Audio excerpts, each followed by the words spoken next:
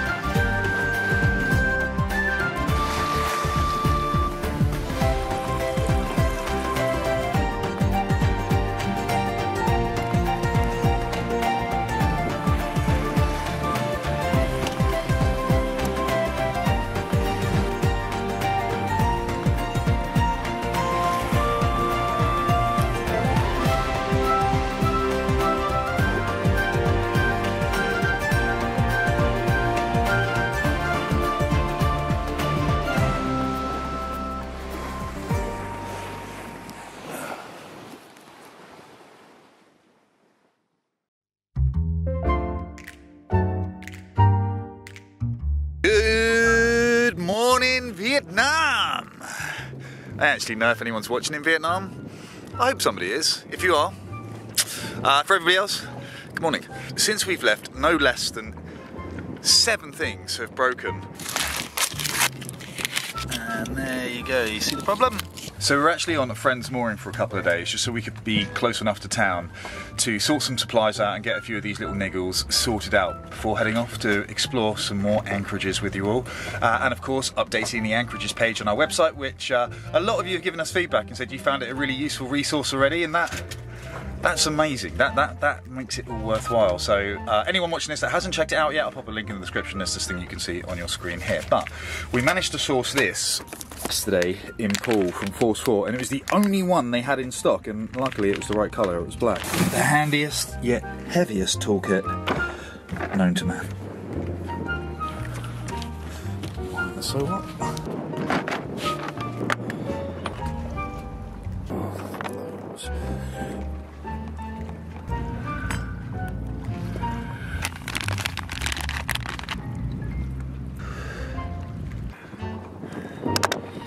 Next up, we actually had our guardrail lose its cotter-fin. I don't know how that happened, but yeah, let's sort that out. That's the one. Next up is a little bit of a sail issue. I noticed one of the tracks had actually, it seems to have lost some sort of pin or fitting, so as we were lowering the sail, I think I was shaking out a reef. The sail had actually come away from the mast, so definitely got to have a look at that. See this one there? There's nothing connected to it. Nothing quite fits apart from this, but it's miles too long, so I think I might just cut that down if I can find a means to cut that down. Hopefully I've got an angle grinder still on board. This is our boat supplies. Everything's on database. Here we go, angle grinder. Section A, box A5. Aha, A5. I'm going to share a little pro tip that I picked up this past winter whilst working with people who know what they're doing. But if you're going to cut down a threaded fixing, if you actually screw, or if you actually wind on a nut above the point where you're going to cut, and then once you've cut it, you can sort of file it down. If you end up with a bit of a dodgy thread, whilst it's still hot, you can unwind the fixing, yeah, give it a few turns, and that will give you a thread that you can wind back onto. If you don't do that, if you just cut it, you run the risk of damaging the thread to a point where you just can't get a nut on the end of it. So every day's a school day, right? I'm just gonna back and forth, back and forth, back and forth, and there we go. So hopefully, there you go, screw straight back on.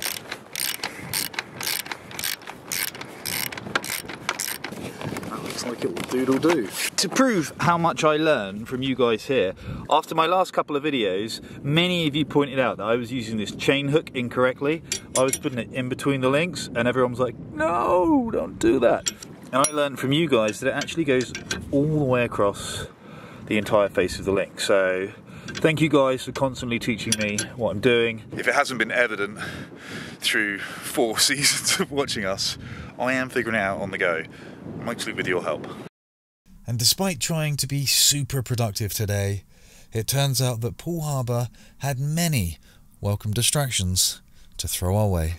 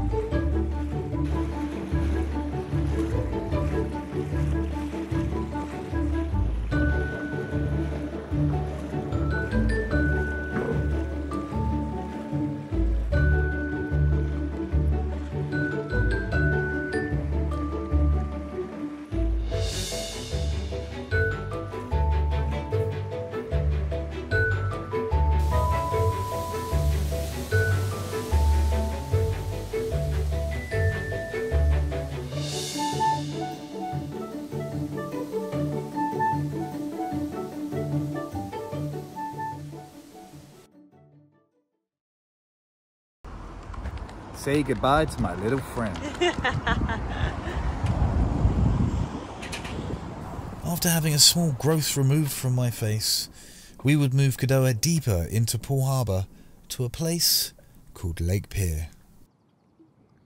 Big challenge today. I actually don't know if we're going to be able to pull this off. This is going to be the biggest range test we've ever asked of our little travel Torquedo. We're going on a very long trip up what is apparently the most beautiful scenic river in the area.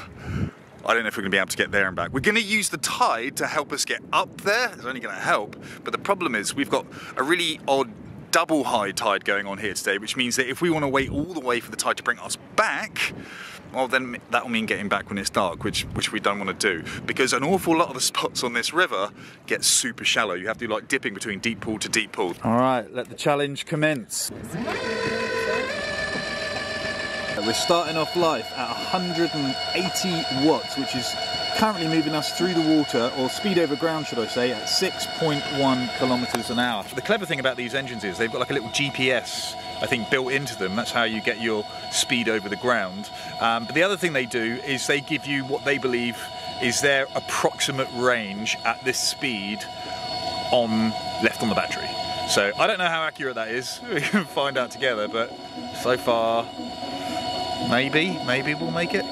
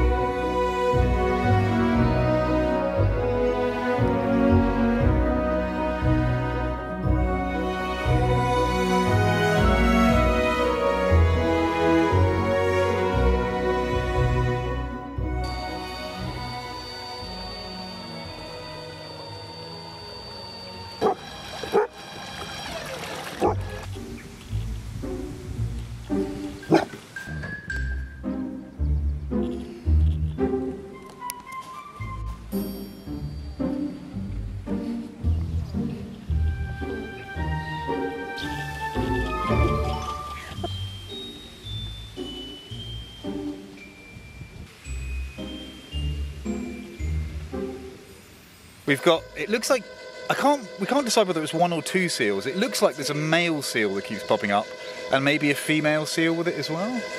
Their faces look slightly different. One looks bigger than the other, but they seem to have followed us all the way around the corner of this river and just been jumping up, and they look curious. They look like curious about Hank. Absolutely magical. They're just following us. I think it might just be one, you know. Following us down the river, just playing really. In the sun, in the warm water.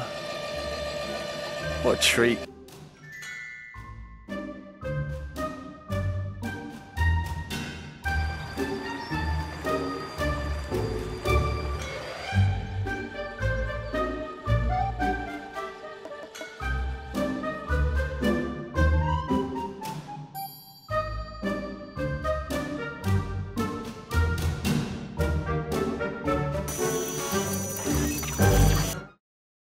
Grab it.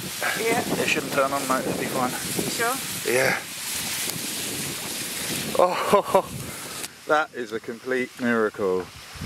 This close we just came to losing the drone in these reeds. I was trying to do this really cool cinematic like reveal shot, and I thought I was higher than the reeds, but the drone's been kind of going up and down a little bit. So hit the drone in the reeds, and it could have so easily have gone down into the water, and just miraculously it managed just to be held just inches above that salt water. That was a bit of fluke. Well, I think that's all my drone flying for the day. Yeah.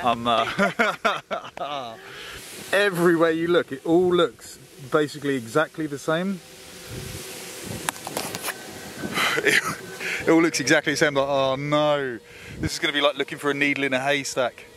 Luckily you have me with you. Yeah. Yeah, you're a much more patient searcher than I am.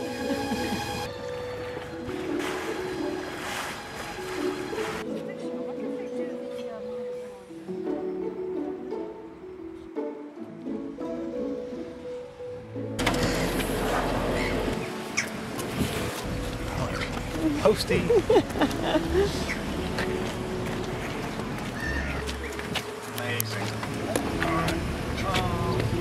See you next week. See you next week. Bye, good to see you. Thanks for lunch. No worries. I'll see you next week. Tell Dad we'll see him soon.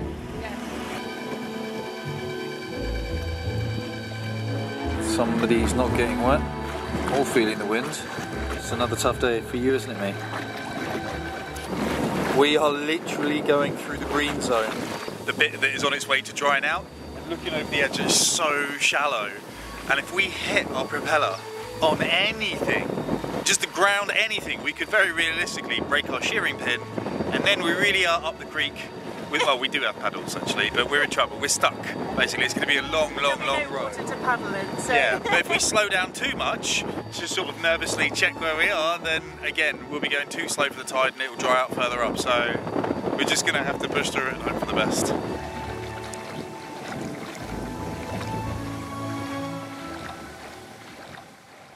As we've come around the last meander and the water opens up, as we can almost see the anchorage, it's about another mile away or so.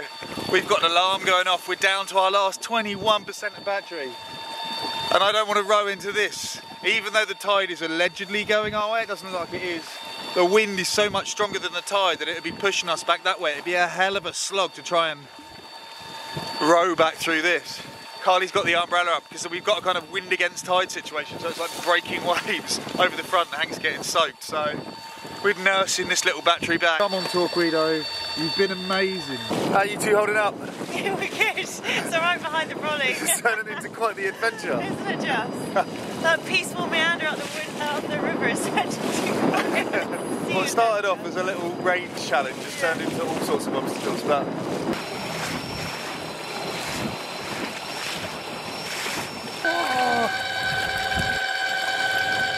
last 2%. I can see it. It still looks about half a mile away. Alright, we're literally down to 67 watts. 80 watts. 0% power. I can't believe we're still going. I actually can't believe we're still going. Hold on. Course Godot would twist round. Of course you would twist round, just giving us a little bit further to go on 0%. 0%.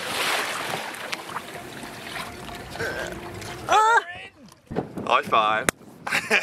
Hey! You didn't waste any time at all. It would be remiss of me to say, do not run your Torqeedo battery down to 0%. It is not good for your battery, and if you do it regularly, you will kill your battery. It's kind of nice to know that if you absolutely need it in an emergency, it is there. It kept running at 0% and got us all the way back to the boat, but as I say, don't make a habit of it. And truth be told, if I hadn't got carried away up the river when we got to Wareham and carried on under the bridge to film some of that absolutely stunning rural landscape to share with you guys, then I would have had plenty of battery left to get us back without having to jeopardise the battery. And I also wouldn't have crashed the drone either, so that would have been a plus. What's done is done, but just a heads up, look after your Torqeedo battery. They're not cheap, and as I say, don't run them down to 0. It's not good. I also have a huge thank you to say to not 1, not 2, but 3 new patrons since the last video. You absolute megastars. I want to say a personal thank you to Tom John, to Pam and Mark Williams, and also a massive thank you to Ashley Simmons. You guys are superstars. Not only are you helping to support the channel, which means I can replace an awful lot of the camera gear that for whatever reason seems to keep breaking, but you're also playing a key role in the development and the building of what I hope is going to be our most useful endeavour so far, and that's the Cadoa.com Anchorages Guide. And the more help we get from you guys, the more resources and time that we have to dedicate to this project, and you enable us to keep it free, you enable us to build it to the best of our ability, you enable me to pay for courses to learn how to do web designing, because I'm just not really good at developing websites. And if we end up with enough patrons and enough money and enough resources, I'm just going to employ professionals to really level up the sort of crude website that I've started building. But so many of you have used it so far, we get tons of feedback, and I'm yet to hear anything bad. So I love the fact that you guys are using it. I love the fact that you guys are getting something from it. And as I say, you're enabling us to keep this thing completely free forever, which feels awesome. Feels like we're able to give something back. Anyway, I hope you've enjoyed this little trip with us, and you've enjoyed exploring this little bit of Poole Harbour. It is a remarkable place, but it is now time for us to move on, and we'll take you with us. See you next time.